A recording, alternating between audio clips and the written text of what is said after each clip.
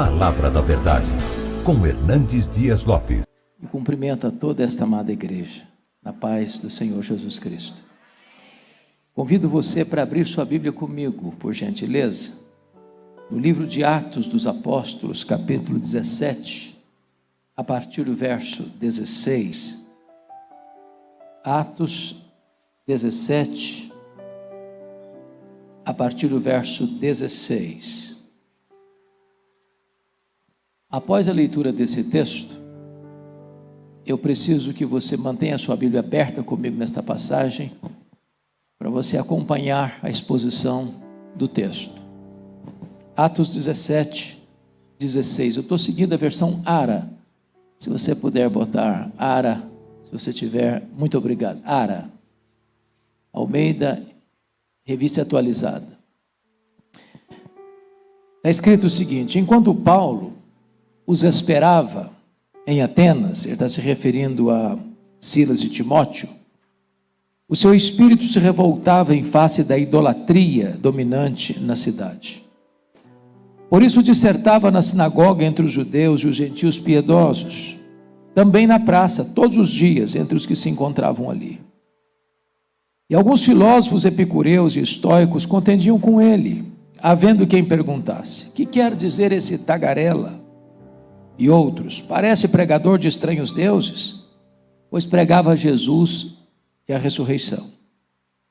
Então, tomando consigo, levaram ao Areópago, dizendo: poderemos saber que nova doutrina é essa que ensinas? Posto que nos trazes aos ouvidos coisas estranhas, queremos saber o que vem a ser isso. Pois todos os de Atenas e os estrangeiros residentes de outra coisa não cuidavam, senão dizer ou ouvir as últimas novidades. Então Paulo, levantando-se no meio do Areópago, disse: senhores atenienses, em tudo vos vejo acentuadamente religiosos, porque passando e observando os objetos de vosso culto, encontrei também um altar no qual está escrito ao Deus desconhecido. Pois esse que adorais sem conhecer é precisamente aquele que eu vos anuncio. O Deus que fez o mundo e tudo o que nele existe, sendo ele Senhor do céu e da terra, não habita em santuários feitos por mãos humanas, nem é servido por mãos humanas como se de alguma coisa precisasse, pois ele mesmo é a quem a todos dá vida, respiração e tudo mais. De um só fez toda a raça humana para habitar sobre toda a face da terra, havendo fixado os tempos previamente estabelecidos e os limites da sua habitação, para buscarem a Deus, se porventura, tateando, possam achar, bem que não está longe de cada um de nós, pois nele vivemos e nos movemos e existimos. Como alguns dos vossos poetas também têm dito, porque dele também somos geração. Sendo, pois, geração de Deus, não devemos pensar que a divindade é semelhante ao ouro, à prata ou à pedra, trabalhados pela arte e imaginação do homem. Ora, não levou Deus em conta os tempos da ignorância. Agora, porém, notifica aos homens que todos, em toda parte, se arrependam, porquanto estabeleceu um dia em que há de julgar o mundo com justiça, por meio de um varão que destinou e acreditou diante de todos, ressuscitando dentre os mortos. Quando ouviram falar de ressurreição de mortos, uns escarneceram, e outros disseram: a respeito disso te ouviremos noutra ocasião. A essa altura, Paulo se retirou do meio deles. Houve, porém, alguns homens que se agregaram a ele e creram. Entre eles estava Dionísio, Areopagita, uma mulher chamada Dâmaris, e com eles outros mais. Amém.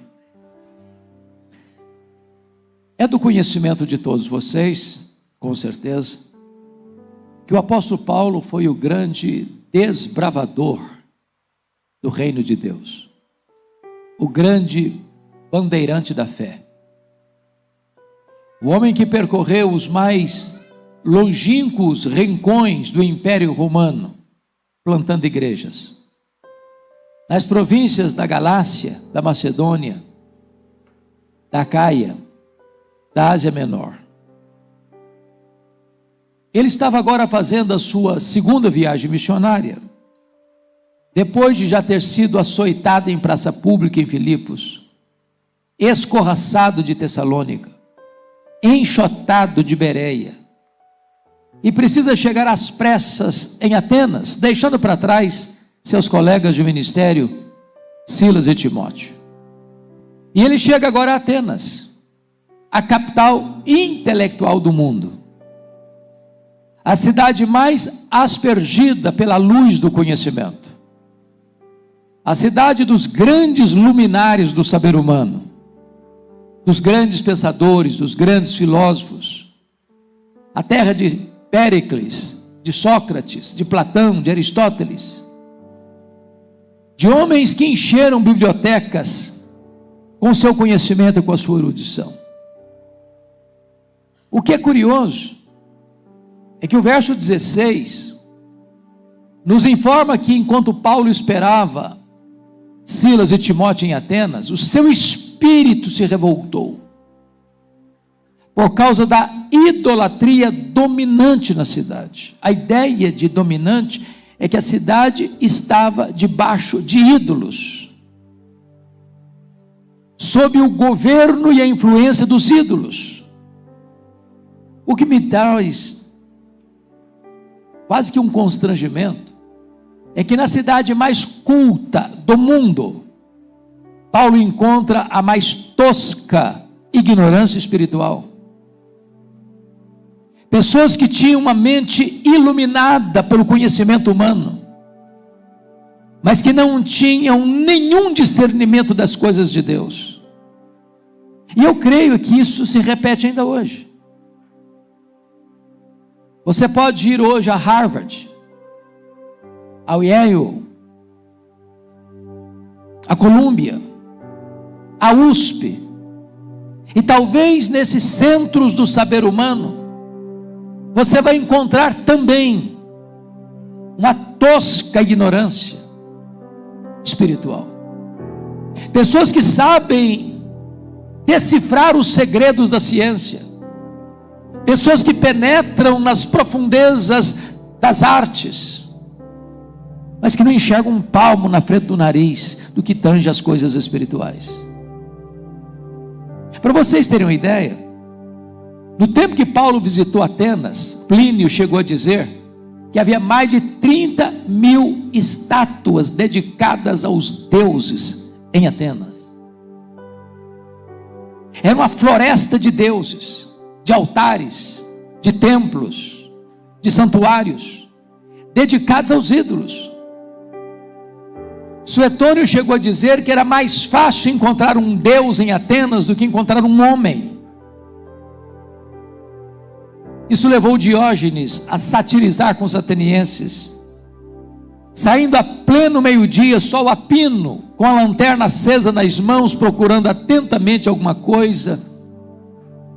Quando alguém lhe perguntou: o que você procura, Diógenes? E ele respondeu: eu procuro um homem, porque nessa terra só tem deuses. Mas Paulo não apenas tem o seu espírito revoltado com isso, por causa da idolatria dominante na cidade, ele fez alguma coisa. Porque não adianta ficar revoltado e não fazer nada. O versículo 17 diz que por isso, por essa causa, por essa razão, em virtude disso, ele dissertava na sinagoga entre os judeus e os gentios piedosos. Eu não sei se você já parou para perguntar, porque sempre que Paulo chegava numa cidade, em havendo lá uma sinagoga, era o primeiro lugar que ele visitava. Por quê? Quem frequentava a sinagoga?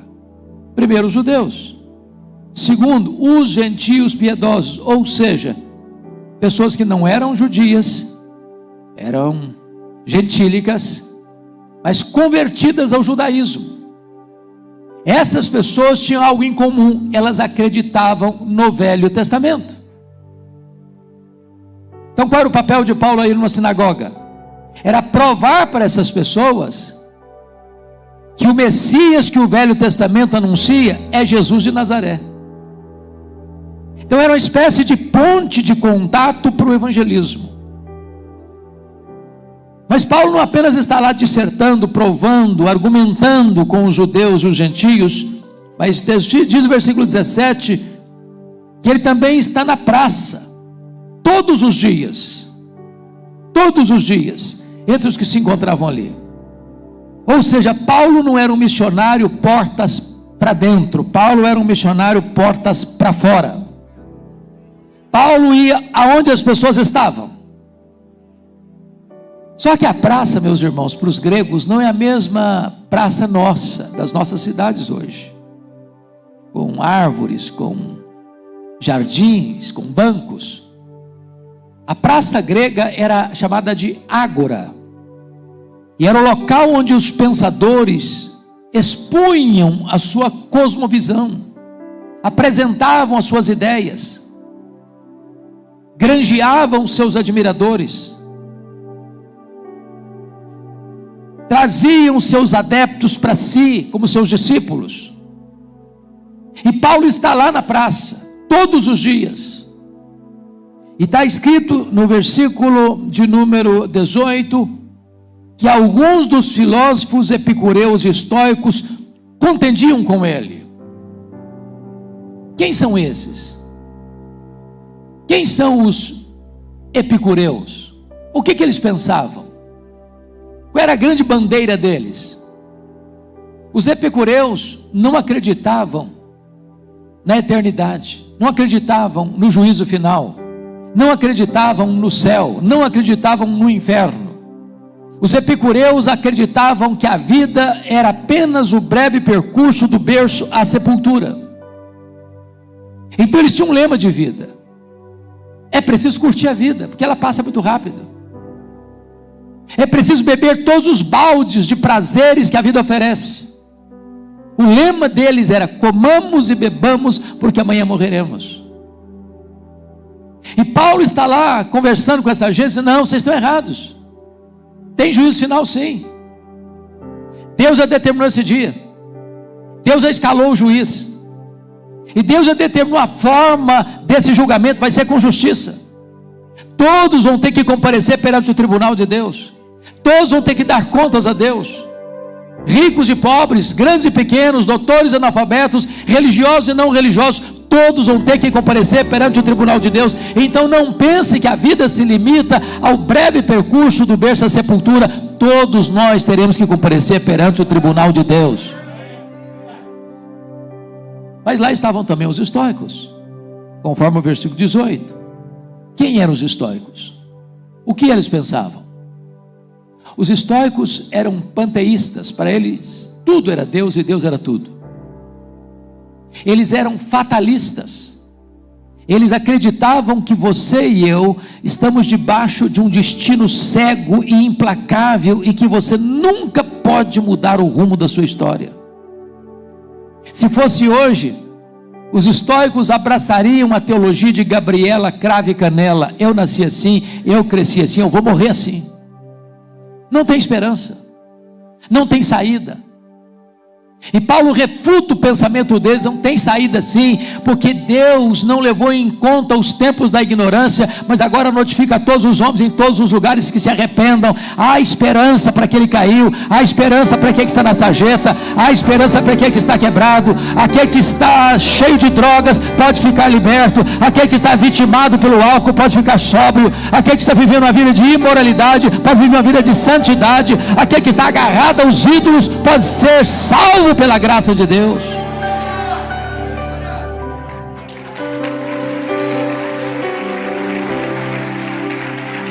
Mas enquanto Paulo discute, enquanto eles estão contendendo com Paulo, alguém perguntou assim: o que quer dizer esse tagarela? Essa palavra tagarela, na língua grega, foi escrita aqui, era usada para os pássaros que ficavam nos esgotos comendo as sementes.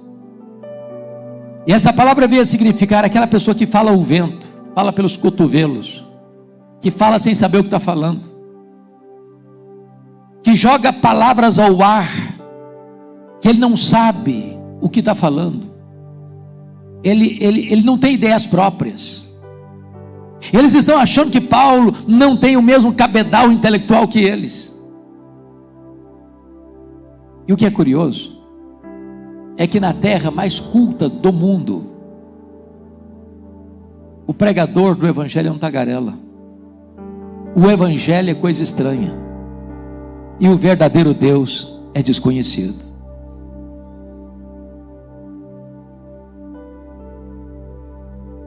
Por que estão falando isso? Porque o versículo 18 diz: porque Paulo pregava a Jesus e a ressurreição. Meus amados, quando o presidente americano John Kennedy foi assassinado em Dallas, 6 horas depois, a metade do mundo estava informado da sua morte. Jesus, o Filho de Deus, morreu há 2000 anos. E tem muita gente que não tem ciência desta magna verdade do cristianismo. Para eles isso é coisa estranha. Coisa estranha. Mas, versículo 19 nos informa que, em virtude disso, eles levaram Paulo para o Areópago. O Areópago não era apenas uma formação rochosa que ficava de frente ao Partenon, em Atenas. O Areópago era um tribunal, onde os juízes da cidade precisavam passar pelo filtro da aprovação deles qualquer nova ideia que era disseminada na cidade. Porque na cabeça deles, embora Atenas tivesse um panteão de deuses, mais de 30.000 estátuas dedicadas aos deuses, eles achavam que Paulo estava ali tratando de inserir nesse panteão mais 2 divindades que eles não conheciam. Uma divindade masculina, Jesus, e uma divindade feminina, a ressurreição. Então levam Paulo para lá, para uma cariação, para uma investigação mais meticulosa. E o verso de número 19 mostra a razão. Poderemos saber que nova doutrina é essa que ensinas? Que doutrina Paulo estava ensinando? Versículo 18: Jesus é a ressurreição. Amados irmãos, é tão curioso que as elites intelectuais são aquelas que têm maior resistência à verdade. Os homens que do topo da sua pretensa sabedoria acham que o evangelho de fato é uma loucura. Aliás, ateísmo não é um problema intelectual. Ateísmo é um problema moral. Essa é a grande tese do apóstolo Paulo em Romanos. O homem não rejeita o evangelho, irmãos, porque o evangelho é uma coisa complicada, misteriosa, difícil, que só uma elite intelectual compreende. Não, não. Paulo responde que a ira de Deus se revela desde o céu contra toda impiedade e perversão dos homens que detêm a verdade pela injustiça. E a ideia de deter aqui é matar por afogamento. Ele não quer a verdade. Essa verdade vai mexer com ele, vai deixá-lo desconfortável com a sua autossegurança, com a sua autojustiça. Então ele rejeita a verdade, porque ele não quer essa verdade dominando a vida dele, controlando a vida dele, transformando a vida dele. E ele acha que ele é sábio, vira um louco, porque transforma o Deus incorruptível em imagens de homens, de quadrúpedes e de répteis. E o passo seguinte a essa idolatria tosca é a imoralidade, é a depravação moral. Então diz o texto que para eles isso é uma nova doutrina. E o verso 20 diz: posto que nos trazes aos ouvidos coisas estranhas. Queremos saber o que é ser isso. Ah, que coisa! Para muita gente falar de Jesus é falar de uma coisa estranha. Mas nós viemos aqui nesta noite para escutar sobre Jesus. Seu nome é doce aos ouvidos da nossa alma. O seu nome é o nome acima de todo nome. É por causa dele que nós estamos aqui. Ele é a razão da nossa vida. Mas o verso 21, queridos pastores e irmãos que estão aqui nesta noite, me deixa envergonhado, confesso. Pois está escrito: pois todos os de Atenas e os estrangeiros residentes de outra coisa não cuidavam, senão dizer ou ouvir as últimas novidades. Não alguns, não a maioria, todos os de Atenas. E mais, os residentes, estrangeiros, os turistas, os que trabalhavam ali, os que iam estudar ali. A presença de Paulo em Atenas, falando de Jesus e da ressurreição, foi tão impactante, mexeu tanto com as estruturas da cidade, que toda a cidade só sabe falar de uma coisa. Que negócio é esse? Que mensagem é essa? Que pregação é essa? Que pregador é esse? Paulo não tinha televisão, Paulo não tinha rádio, Paulo não tinha Bíblia impressa, Paulo não tinha jornal, Paulo não tinha folheto, Paulo não tinha zap. E a cidade foi profundamente impactada. Então, eles querem saber de Paulo, vão acariar Paulo. E o verso 22 é um primor de ensino para nós. Vejam como Paulo começa o seu discurso em Atenas. Então Paulo, levantando-se no meio do Areópago, no meio do tribunal, disse: senhores atenienses, em tudo vos vejo acentuadamente religiosos. Paulo está nos dando uma aula de oratória, de retórica. Preste atenção nisso. Ele abre o seu discurso elogiando os seus ouvintes. Se Paulo começasse o seu sermão em Atenas, como ele terminou o seu sermão, talvez ele fosse escorraçado de Atenas, como foi escorraçado de Tessalônica e Bereia. Porque ele termina o discurso dele dizendo o seguinte: vocês são ignorantes.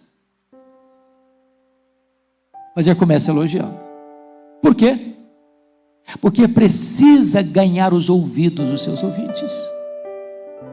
Ele precisa ganhar a atenção dos atenienses. Isso nos ensina. Nos ensina. Agora notem. Senhores atenienses, em tudo vos vejo acentuadamente religiosos, porque passando e observando os objetos do vosso culto. Pare um pouquinho aqui. Paulo não é um turista. Não é um turista. Paulo é um missionário. Porque às vezes a nossa postura hoje, irmãos, é de turista. A gente vai e olha e admira arquitetura, que beleza, que prédio, que templo, que arquitetura. Tira uma foto, faz um filmezinho. Passa, olha e não observa nada. Paulo diz: passando e observando os objetos do vosso culto. Paulo era um homem antenado, conectado. Passando e observando os objetos do vosso culto, encontrei um altar no qual está escrito: ao Deus desconhecido. Pois é precisamente esse Deus que vocês não conhecem, é que eu quero anunciar a vocês. Por que esse altar estava lá? Se havia mais de 30 mil altares em Atenas, por que esse altar? Qual a característica desse altar? O que chamou a atenção em Paulo nesse altar? É que os gregos fabricavam seus deuses, conforme o versículo 29, de ouro, de prata, de pedra. Os gregos faziam templos para os seus deuses. Os gregos serviam aos seus deuses. E os gregos tinham muito medo de seus deuses. Toda falsa religião bota medo nas pessoas, sabia? Toda falsa religião controla as pessoas pelo medo. Mas Jesus veio para libertar do medo. Então o que os gregos fizeram? O medo deles, já que existia tantos deuses no panteão grego, era eles esquecerem algum deles. Então o que fizeram? Levantaram um altar genérico, sem rótulo, pensando: se porventura nós esquecemos algum Deus, ao ver esse altar aqui, ele não vai fuzilar-nos com a sua ira. Então Paulo pega esse gancho para anunciar na capital intelectual do mundo, no maior centro universitário do planeta, o verdadeiro Deus que eles não conheciam. A pergunta é: quem é esse Deus? E o texto vai responder para nós, em primeiro lugar, versículo 24. Esse Deus é o Deus que fez o mundo e tudo o que nele existe. Oh, amados irmãos, é digno de nota que Paulo está falando isso na maior universidade do mundo. É a mesma coisa de Paulo estar entrando em Harvard hoje para dizer: Deus criou os céus e a terra.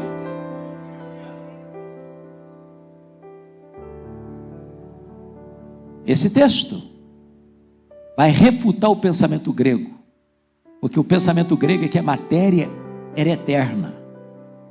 Não, a matéria não é eterna, eterno só Deus o é. A matéria foi criada, e criada por Deus. Esse texto vai reprovar a ideia de que o mundo surgiu espontaneamente. A teoria da geração espontânea é falsa. O mundo não pariu a si mesmo. O mundo foi chamado à existência pela palavra onipotente de Deus. Esse texto vai reprovar a ideia de que o mundo surgiu por uma mega explosão cósmica, casual. A teoria do Big Bang, ela é falsa. O caos não produz o cosmos. A desordem não produz a ordem.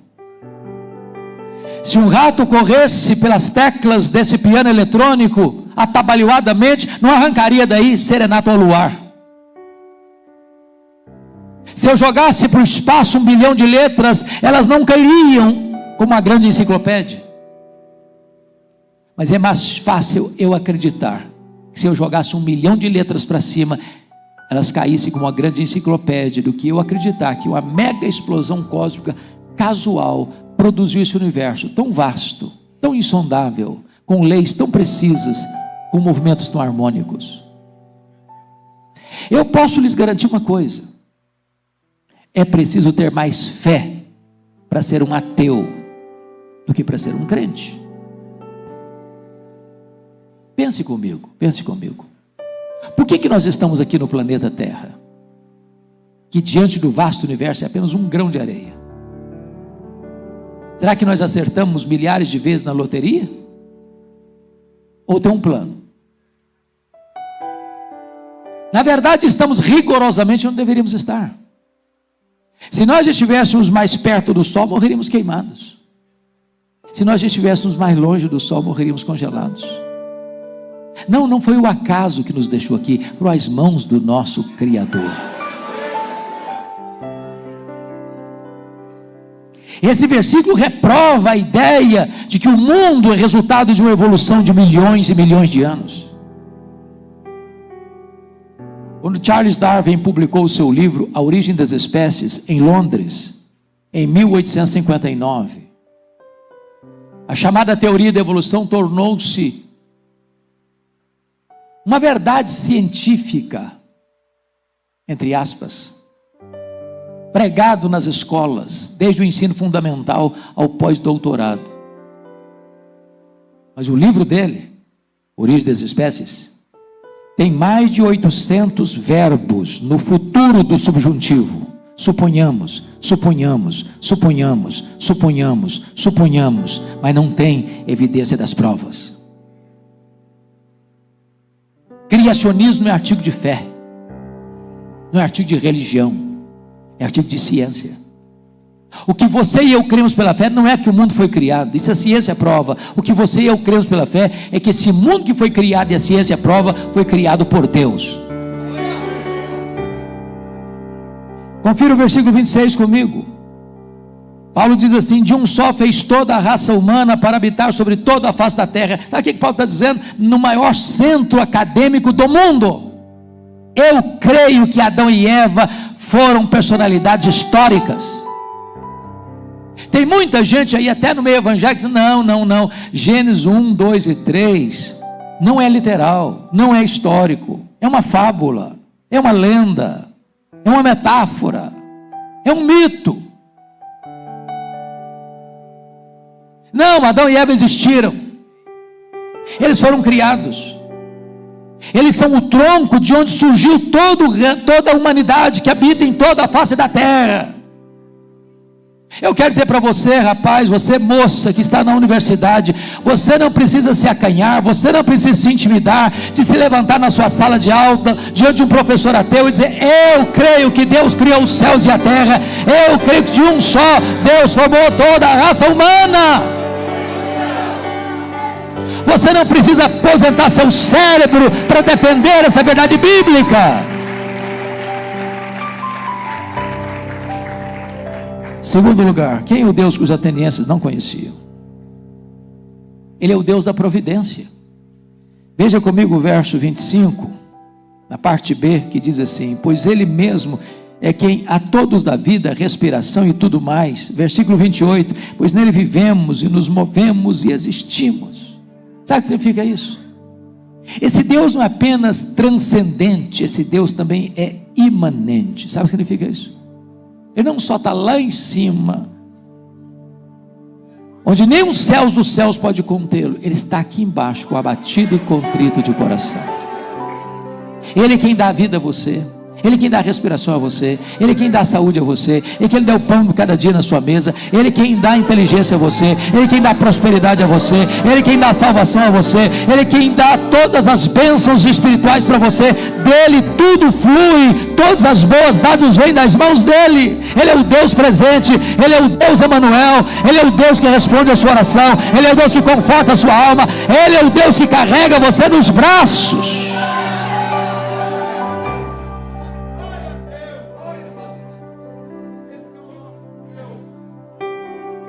Terceiro lugar, quem é o Deus que os atenienses não conheciam? É o Deus da salvação, da nossa salvação. Versículo 18, Paulo pregava a Jesus. Jesus, irmãos, é o centro da Bíblia. Todo o Antigo Testamento apontava para Jesus, todo o Novo Testamento escreve a Jesus.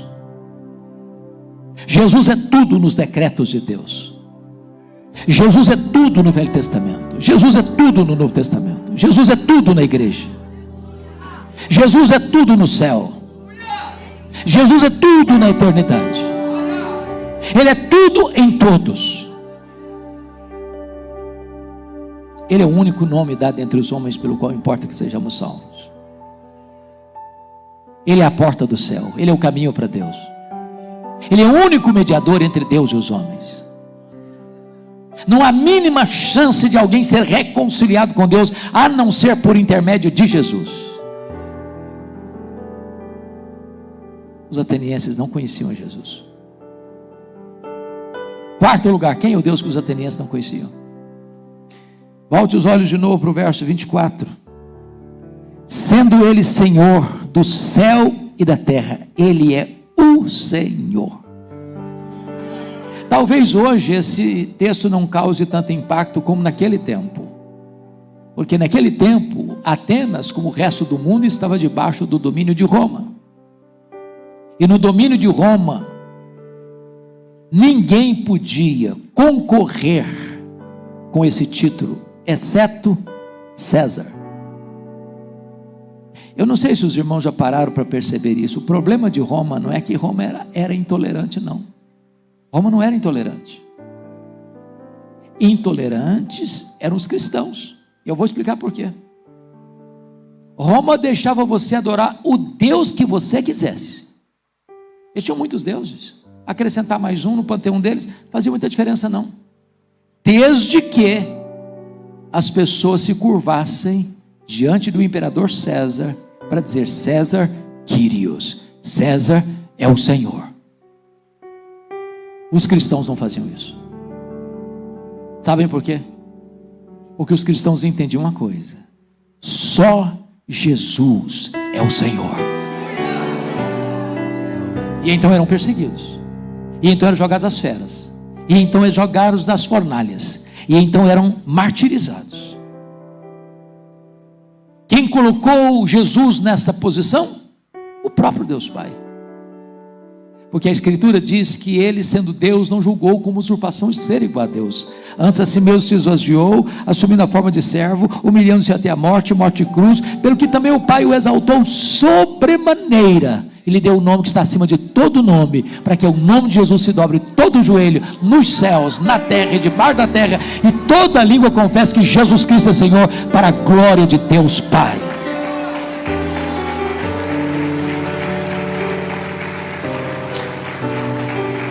Nós temos autoridades constituídas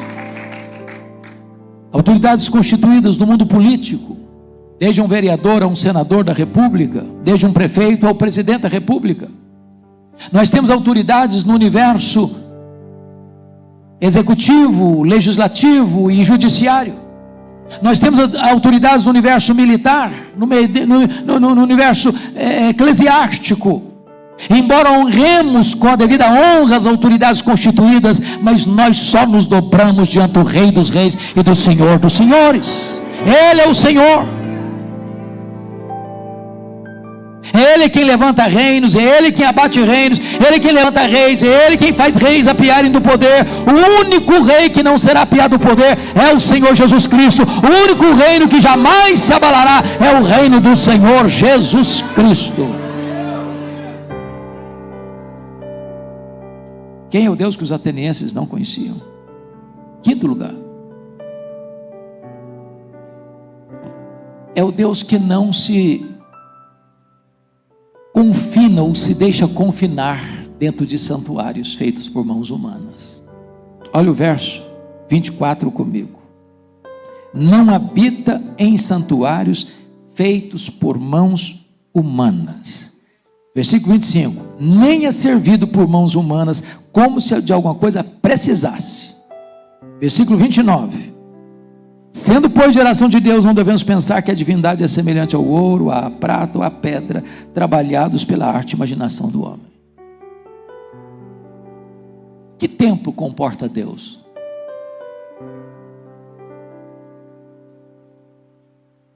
A Bíblia diz que ele é transcendente. Sabe o que significa isso? Ele é maior do que tudo que foi criado. Os estudiosos dizem que o nosso universo tem mais de 93 bilhões de anos-luz de diâmetro. O que significa isso? Significa que se você voasse a velocidade da luz, 300 mil quilômetros por segundo, nessa velocidade, você demoraria mais de 93 bilhões de anos para ir de uma extremidade à outra do universo. Abraham Kuyper disse: não há um centímetro desse universo onde o nosso Senhor não possa, isso aqui é meu, eu estou aqui, eu criei isso aqui.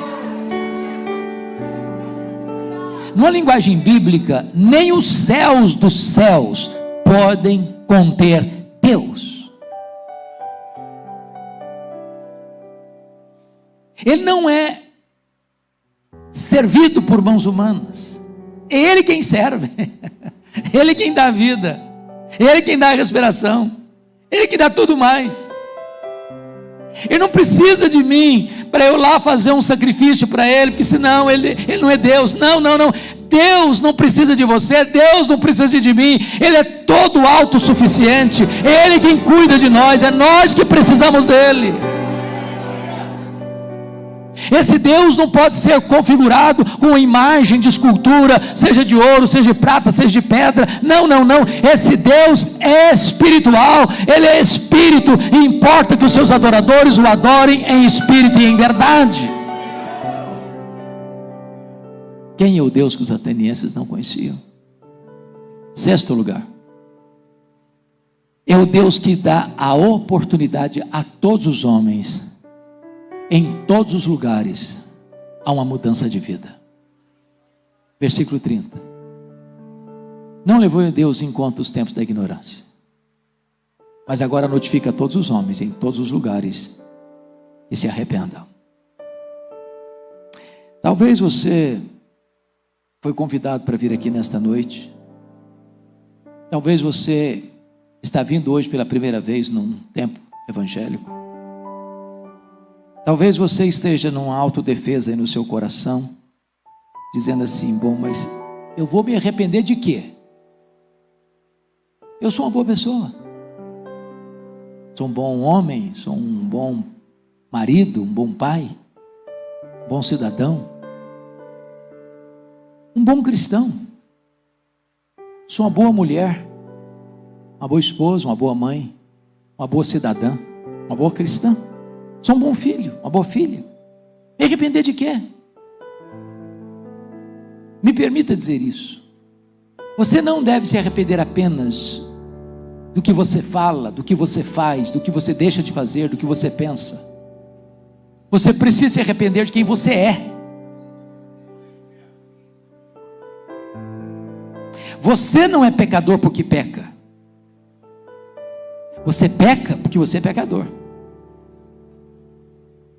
Uma laranjeira não é laranjeira porque dá laranja. Ela dá laranja porque é laranjeira.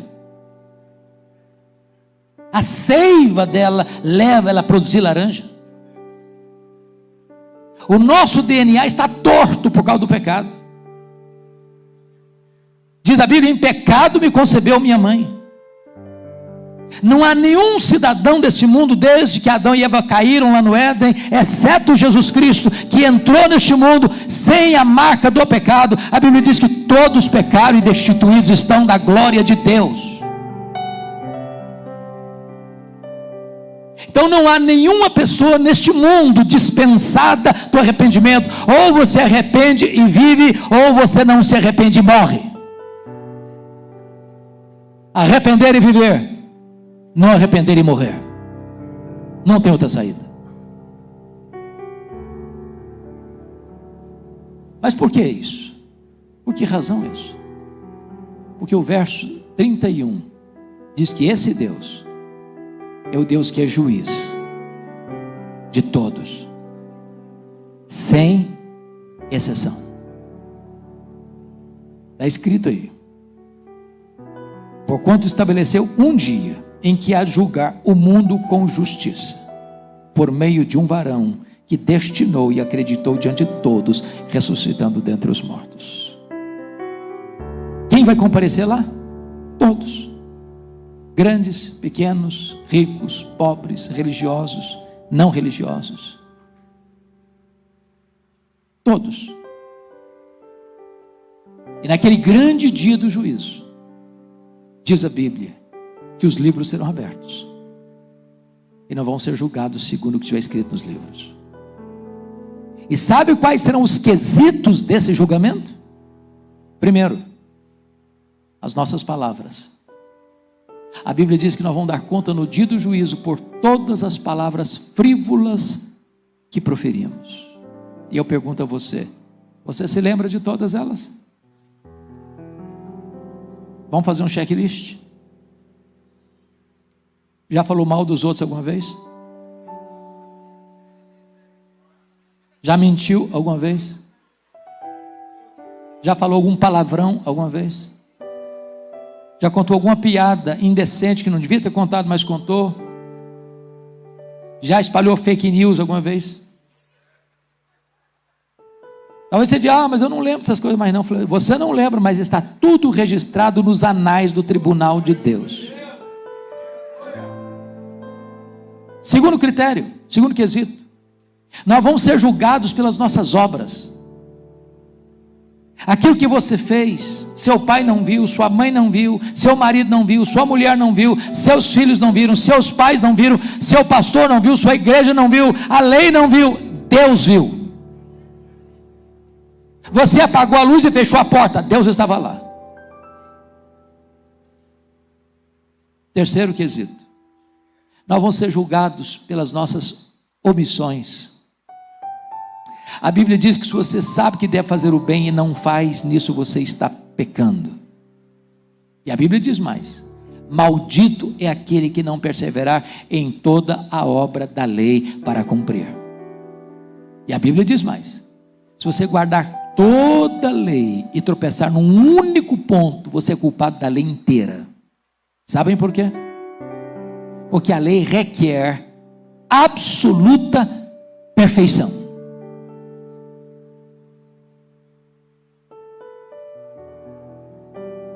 Então, nesses quesitos, palavras, obras e omissão, ninguém passa no pente fino de Deus, do tribunal de Deus.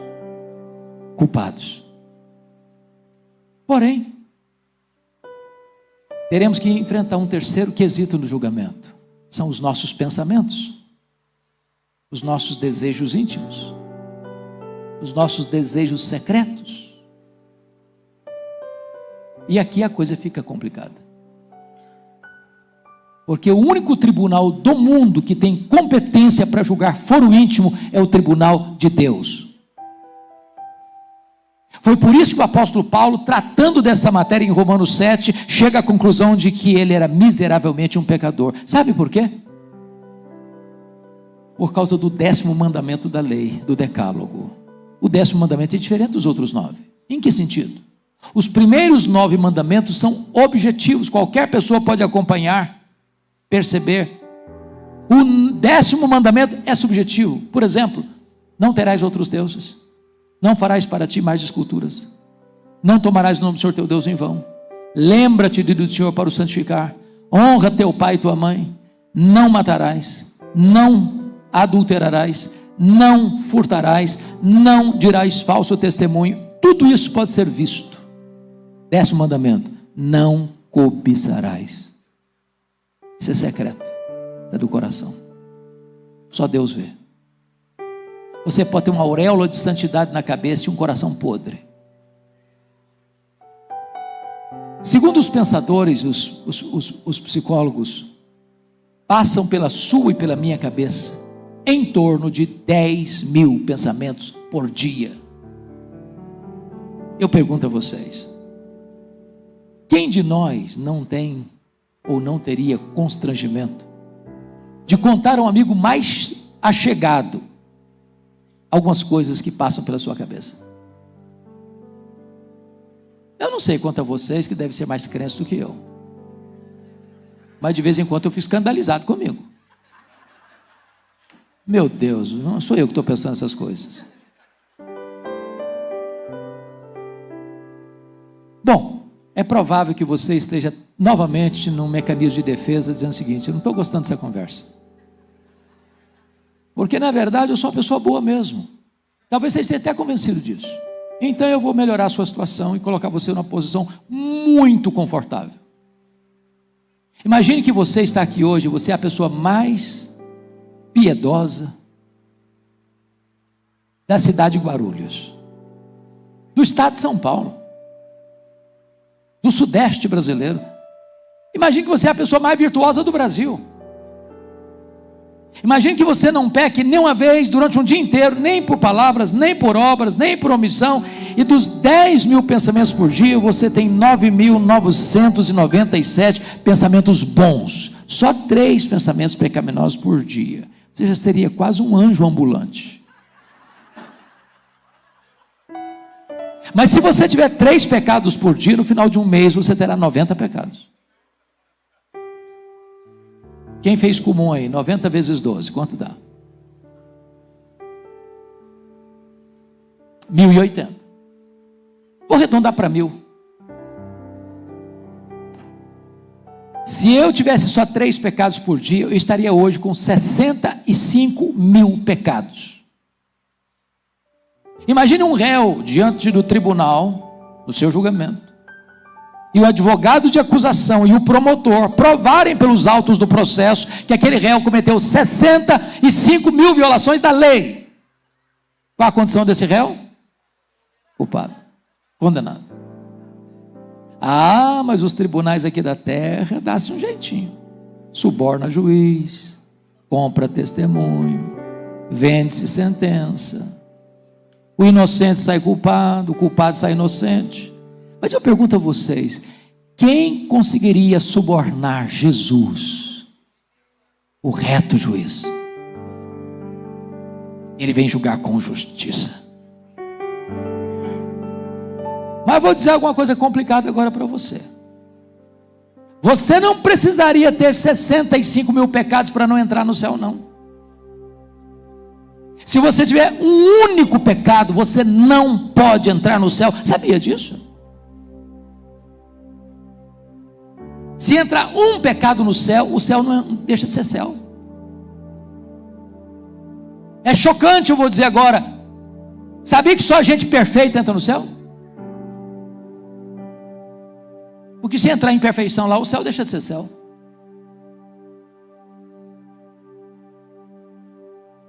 Ah, pastor, mas isso não é justo não, porque eu faço só coisa boa. Aliás, eu faço a maioria coisa boa. Faço só de vez em coisinha, uma coisinha errada, mas a maioria é boa.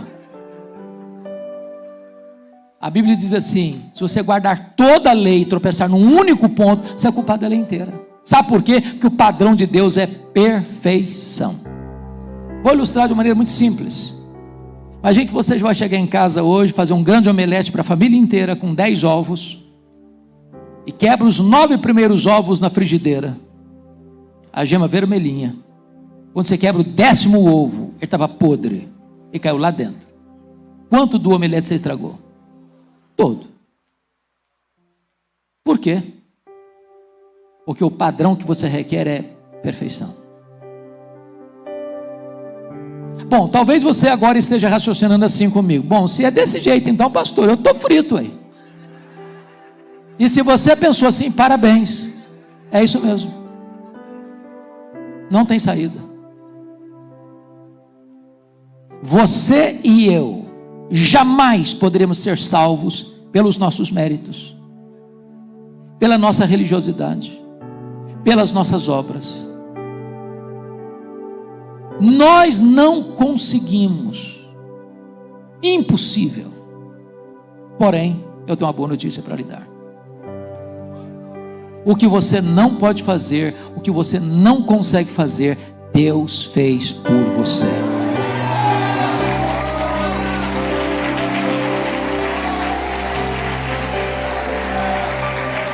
A Bíblia diz que Deus enviou o seu Filho Jesus Cristo como nosso representante, como nosso fiador, como nosso substituto. Isaías 53 diz que Deus lançou sobre ele a iniquidade de todos nós. 1 de Pedro 2,24 diz que foi carregando sobre o seu corpo no madeiro os nossos pecados. A Bíblia diz que aquele cálice que trouxe angústia de morte para Jesus, a santa ira de Deus que vinha cair sobre a nossa cabeça, ele sorveu sozinho cada gota daquele cálice. A Bíblia diz que quando ele estava na cruz, não havia beleza nele. O sol escondeu o rosto dele e houve trevas. O Pai o desamparou naquela cruz, porque naquele momento ele foi feito pecado por nós. E Deus fuzilou o seu filho com a sua santa ira, com a sua justiça, porque deveria fuzilar a mim, porque o salário do pecado é a morte. Agradou o Pai moê-lo naquela cruz. E Deus entregou o seu filho, não poupou o seu próprio filho, para poupar a você, para poupar a mim. E diz a Bíblia que ele morreu pelos nossos pecados. Ele pegou o escrito de dívida que era contra nós, rasgou, anulou e encravou na cruz e deu um brado: está consumado, está pago. Aquele que crê em mim não deve mais nada, ele está justificado.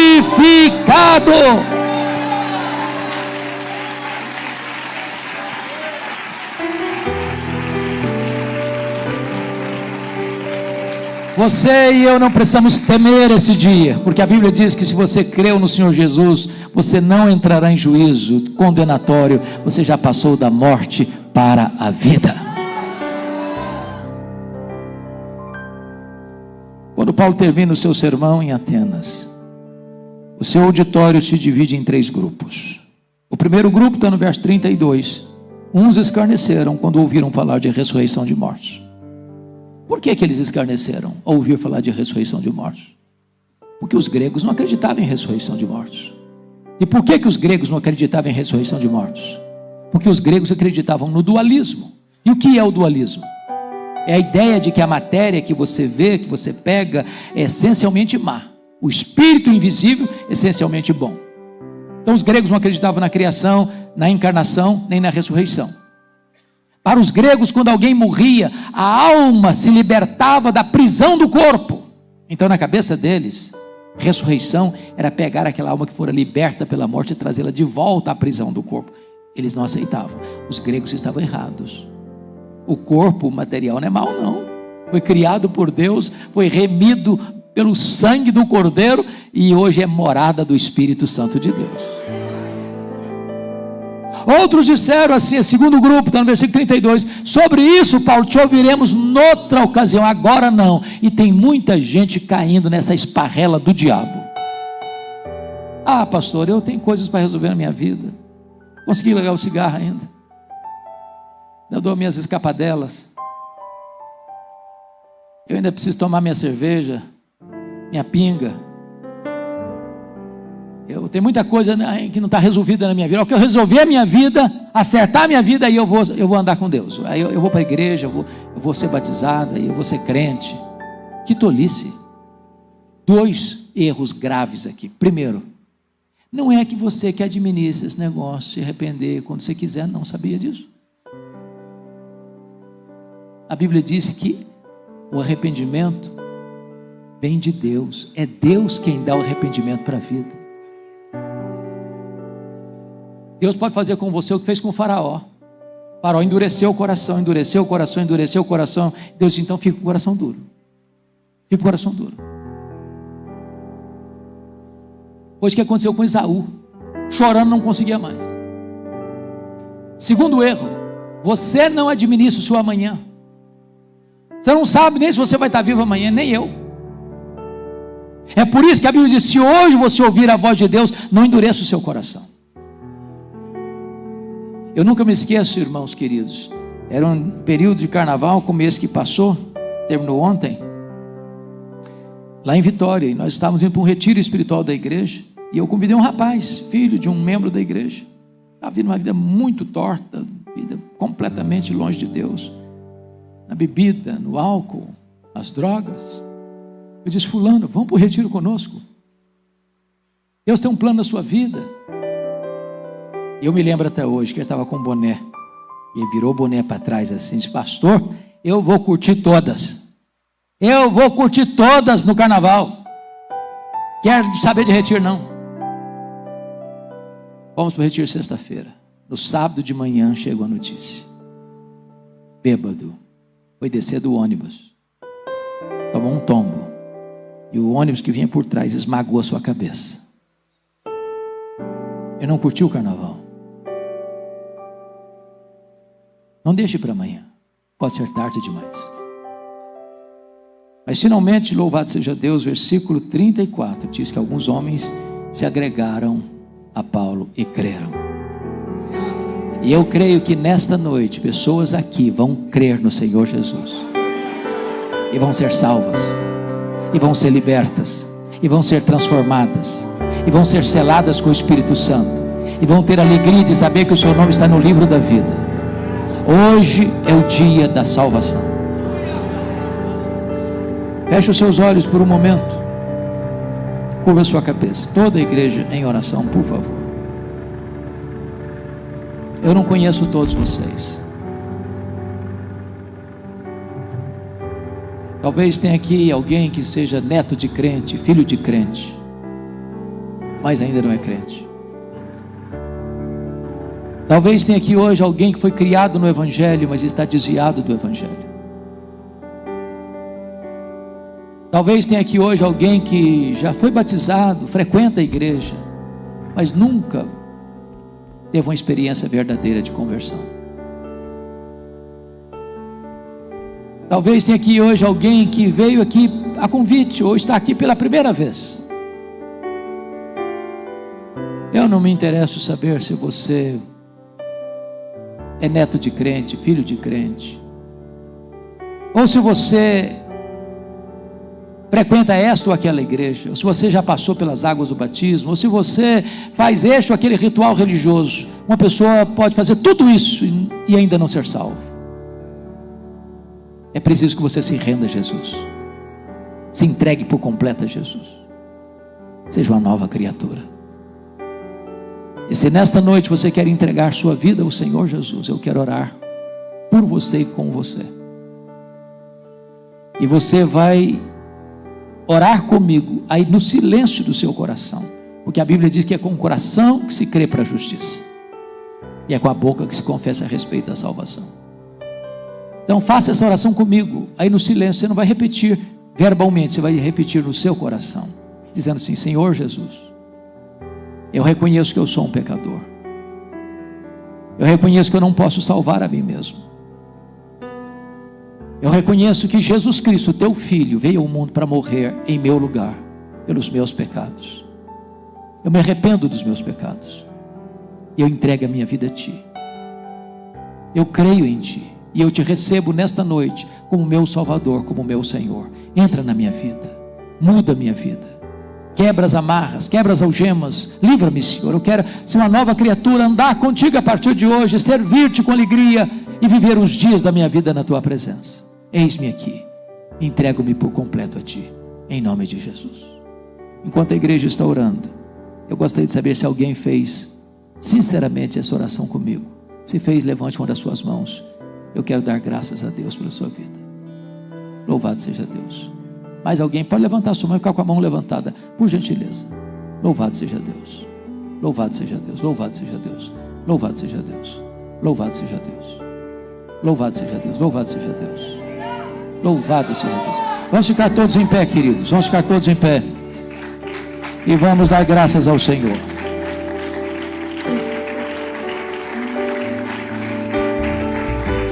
Rendemos-te graças, meu Deus, porque Tu és o Deus da salvação.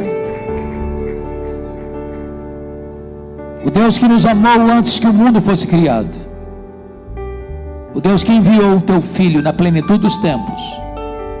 E Ele veio até nós. E Ele deu a sua vida por nós. E Ele morreu pelos nossos pecados e ressuscitou para nossa justificação. Bendito é o Teu nome, porque houve salvação nesta casa, nesta noite.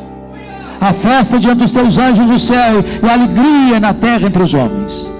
E a Ti tributamos toda a honra, toda a glória e todo o louvor. Em nome de Jesus. Amém.